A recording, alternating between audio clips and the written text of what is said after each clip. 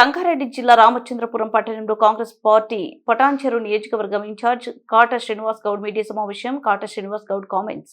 అసెంబ్లీలో మైనింగ్ పై చర్చ జరిగిన సందర్భంలో పటాన్చెరు ఎమ్మెల్యే గుడెం మహిపాల్ రెడ్డి తమ్ముడు మధుసూదన్ రెడ్డి 100 కోట్ల రూపాయల అవినీతి చిన్న తప్పు అని సంబోధించడం ఎంతవరకు సమంజసం?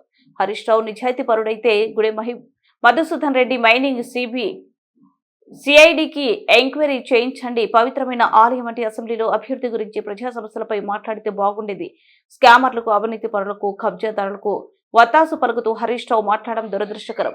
హరీష్ రావు మంత్రిగా ఉన్నప్పుడే లగ్దారంలో అక్రమ మైనింగ్ జరుగుతుందని అప్పటి మైనింగ్ అధికారులు క్లోజర్ లెటర్ ఇవ్వడం నిజం కాదా? పటాన్చెరు నియోజకవర్గంలోని క్రషర్లకు సంబంధించి సరైన అనుమతులు లేవు. 2023లో 38 క్రషర్లలో ఎన్క్రోచ్ చేసుకుని మైనింగ్ చేస్తే మీరే అధికారంలో ఉండే హరీష్ రావు ఏం చేశారు? 380 కోట్ల అక్రమ మైనింగ్ సంపాదన మీ దృష్టిలో చిన్న విషయమా? అక్రమ మైనింగ్ మాఫియా జరుగుతున్న యూఆర్ఎస్ ప్రభుత్వం ఊరుకుందంటే మీ వాట ఎంత? కబ్జాదారులను అక్రమ మైనింగ్ మాఫియా వెనకేసుకొని వస్తున్న హరీష్ రావు భాగస్వామ్యం లేదా? వీటిపై ఆయన వాటి ఎంతో వెల్లడించాలి. 62 సర్వే నెంబర్లో ప్రభుత్వ భూములలో 100 ఇండ్ల నిర్మించి 100 కోట్ల రూపాయలు స్కామ్ జరిగితే ఏం చేశారు? మీరు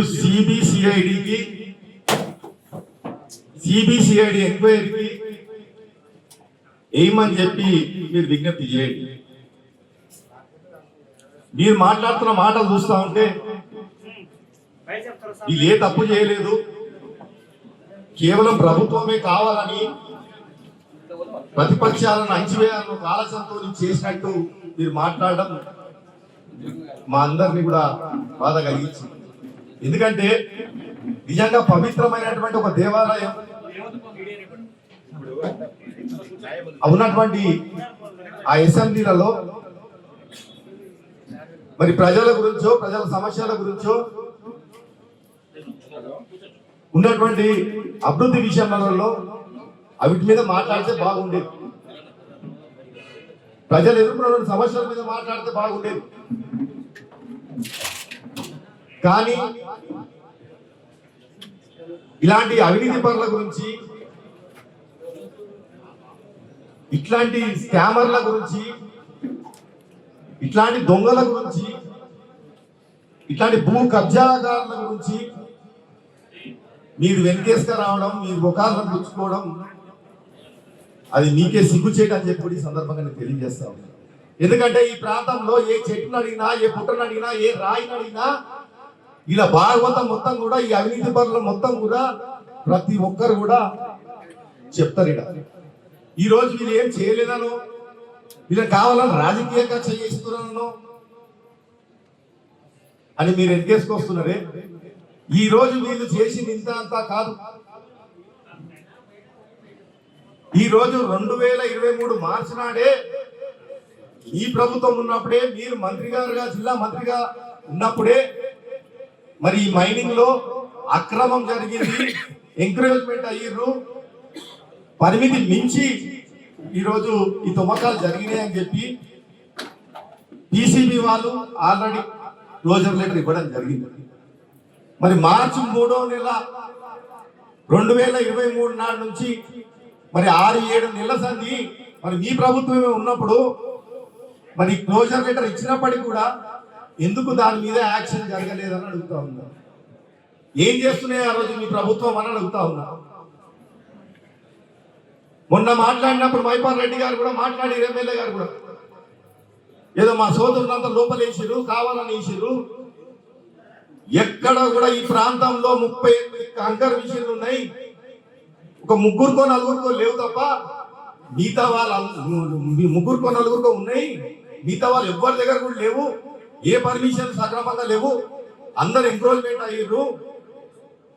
మరి దానికి ఏనాడు కూడా ఒక తెల్ల కాగితంతో కూడా నేను ఎన్నడూ కూడా కంప్లైంట్ ఇవ్వలేదు. నేను కానీ, మా అంచర్లు కానీ, మేము కానీ, మా ప్రభుత్వం కానీ, మా మంత్రివర్గంలో ఆ రోజు ఉన్నటువంటి మంత్రివర్గంలో హరీష్ రావు గారు కానీ ఎన్నడూ కూడా ఇవ్వలేదని మాట్లాడారు. ఇది సిగ్గనిపిస్తలేదని అడుగుతున్నాను. ఒక్క వర్గాన్ని కాదు, ఈయన భాగవతం మహిపాల్ రెడ్డి గారిది ఒక్క వర్గాన్ని కాదు. ఈయన కానీ, ఈయన కుటుంబం కానీ, ఈయన రైతులను కూడా వదలలేదు.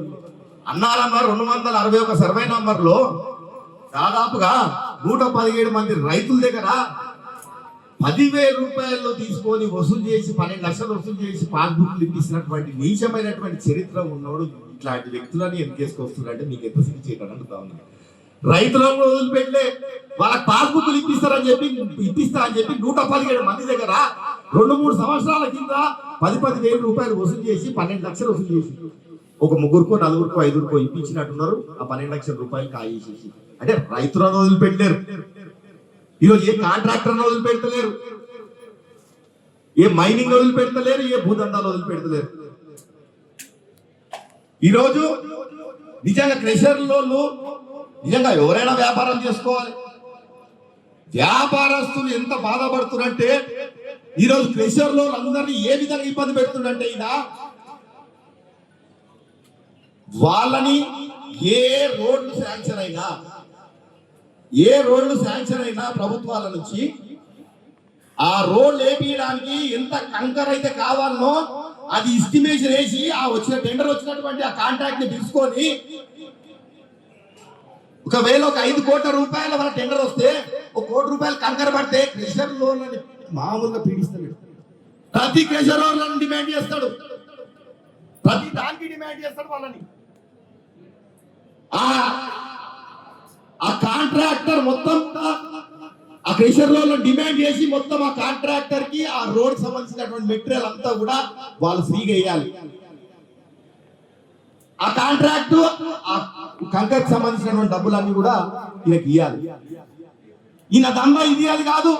కొత్త కాలనీలు ఏర్పడినాయి, కొత్త కాలనీల డ్రైనేజ్ వేయాలన్నా రోడ్లు వేయాలన్నా వాళ్ళ దగ్గర పైసలు వసూలు చేస్తారు. ఇళ్ళ దగ్గర పటేల్ గూడెంలో మరి దుర్గానగర్ కావచ్చు, బిహెచ్ఎల్ కావచ్చు, ఇలాంటి కాలనీలలో కూడా రోడ్లు డ్రైనేజీలు లేవని చెప్పి వాళ్ళు పోయి ఎమ్మెల్యే రిప్రజెంటేషన్ ఇచ్చి అన్న మాకు రోడ్లు లేవన్నా డ్రైనేజ్ ఇబ్బంది పడుతున్నామన్నా అని చెప్పి ఈయన దగ్గర విజ్ఞప్తి పోతే ఒక్కొక్క ఇంటికి 20,000 30,000 వసూలు చేసి గుర్రి నేను రోడ్లు వేపిస్తా డ్రైనేజ్ చేపిస్తా అని చెప్పి సిఎస్ఆర్ ఫండ్ తీసుకొచ్చేసి ఆడ వేపించుకుంటా ఈ పైసలు వసూలు చేసే దందాలు ఈయన. క్రెషర్ లోన్ మాత్రం ఏడ రోడ్ వేసినా ఈ పడంచేరు నియోజకవర్గంలో ఆ కాంట్రాక్ట్ ని తీసుకోవాలి, అక్కడ మెటీరియల్ సంబంధించినటువంటి పైసలు అన్ని ఈయనకి ఇవ్వాలి. వాళ్ళనేమో పీడించి వాళ్ళనేమో ఫ్రీగా మెటీరియల్ వేయమని చెప్పాలి. కాలనీలలో పోయి విజ్ఞప్తిలు ఇస్తేనేమో మొత్తం వాళ్ళ దగ్గర ఇంటికి పైసలు ఇవ్వాలి. ఇక రైతులు పోయి మాకు పాస్బుక్లు కావాలంటేమో రైతుల దగ్గర పైసలు వసూలు చేయాలి. ఇక శివార్లలో మిగిలినటువంటి భూములు ఏమైనా ఎక్సైజ్ భూములు కనబడితే అవి గీతలు ఇచ్చి అమ్మేయాలి. ఈయన ఒక్క దండల్లా ఉన్నాడని అడుగుతా ఉన్నా.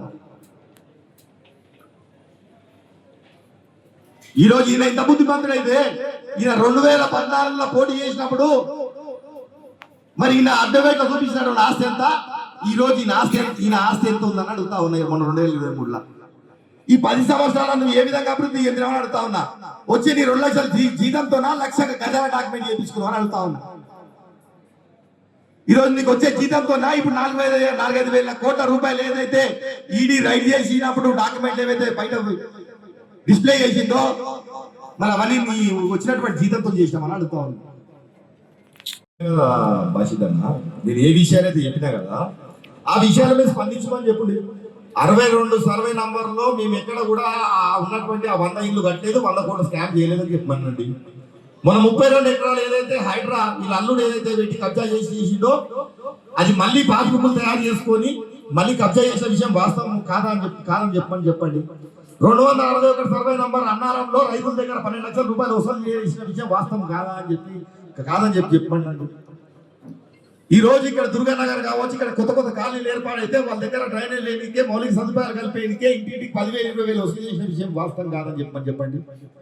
ఈరోజు 453 సర్వే నంబర్ ఇంద్రేశ్వరం రామేశ్వరం మధ్యలో ఉన్నటువంటి శివారు భూములు ఏవైతే ఉన్నాయో మరి ఇప్పుడు మొన్న గీతలు గీసిన విషయం వాస్తవం కాదు, మేము అమ్మానాన్ని పెట్టలేదని చెప్పండి, మేము చేయలేదని చెప్పండి. నిరూపించేది మేము చెప్తూనే ఉన్నాం కదా, కంప్లైంట్ ఇస్తూనే ఉన్నాం కదా. మళ్ళీ ఎవరు చేస్తారు? ఆకాశ రామన్ వచ్చి చేస్తుంది ఇవన్నీ, ఎవరు వచ్చి చేస్తుంది ఇవన్నీ. అంటే రాజకీయ దురుద్దేశంతో ఎమ్మెల్యే గారి మీద మీరు ఆరోపణ చేస్తారని చెప్పేసి ఆయన అంటాడు, మీరేమంటారు? రాజకీయ దురుద్దేశం ఏముంటుంది? చేసేది లంగపల్లి దొంగపల్లి ఇంకా రాజకీయ ఉద్దేశం అనేది సాక్షాత్వం చెప్తున్నా కదా, ఇంకా రాజకీయ ఉద్దేశం ఏముంది? అంటే ఆయన మైనింగ్ దొంగింది వాస్తవం కాదా? ఆధారాలతో మీరు నిరూపించగలుగుతారా? ఏదన్నా ఆధారాలతో ఆధారంతో చూపిస్తున్నాం కదా. 300 కోట్లు 300 కోట్ల రూపాయలు రాయల్టీ కొట్టామని చెప్పి గవర్నమెంట్ మొత్తం నిప్పు తేల్చింది, నిన్ను తీసుకుపోయి జైలు వేసింది. 62 సర్వే నంబర్లా నువ్వు 5 ఎకరాలు కబ్జా చేసినావు, 100 కోట్ల రూపాయలు స్కామ్ చేసినావు అని చెప్పి ఎంఆర్ఓ గారు, కలెక్టర్ గారు వీళ్ళకి నోటీసులు ఇచ్చిర్రు. అది ఒకటో రెండో ఇల్లు కూడా గుల కొట్టింది. దాని తర్వాత ఇటు అటు ఎక్కడో స్టేకే దేనికో కొట్టుకోయే పరిస్థితి చేసింది. రేపు 453 సర్వే నంబర్ది కూడా ఇప్పుడు ఇవ్వబోతా ఉన్నాం. మొన్న 32 ఎకరాలు హైదరాబాద్ వచ్చి కాపాడింది. మొన్న 15 రోజులు 20 రోజుల కింద మొన్న 181 సర్వే నంబర్ కాచిపల్లి కాపాడినాం. అని ఇవన్నీ మేము కాపాడుతూనే ఉన్నాం కదా, మా పోరాటం మేము చేస్తూనే ఉన్నాం కదా, మేము ఎక్కడ కూడా ఆగలేదు కదా, మా పోరాటం ఎక్కడ ఆగలేదు కదా. ఇక అమీన్పూర్ భూమిలోకి వస్తే మీకు తెలియదు ఏమో 993 సర్వే నంబర్లా 400 చిల్లర ఎకరాలు ఉంటే అలా ఇప్పుడు 300 ఎకరాలకు వచ్చింది, 100 ఎకరాలు గయబ్.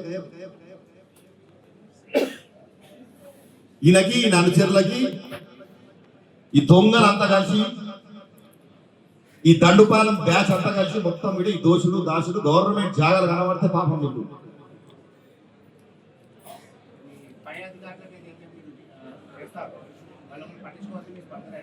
అన్నా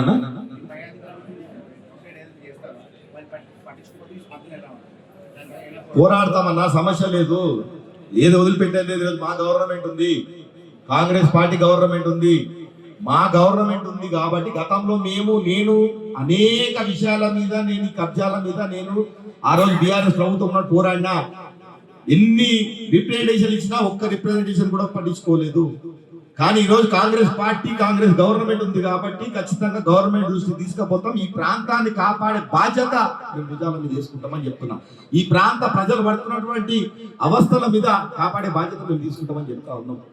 ఈ అరాజకాలు, ఈ దౌర్జన్యాలను ఉన్నటువంటి ఈ వ్యక్తుల నుంచి ప్రజలను కాపాడతామని చెప్తా ఉన్నాం.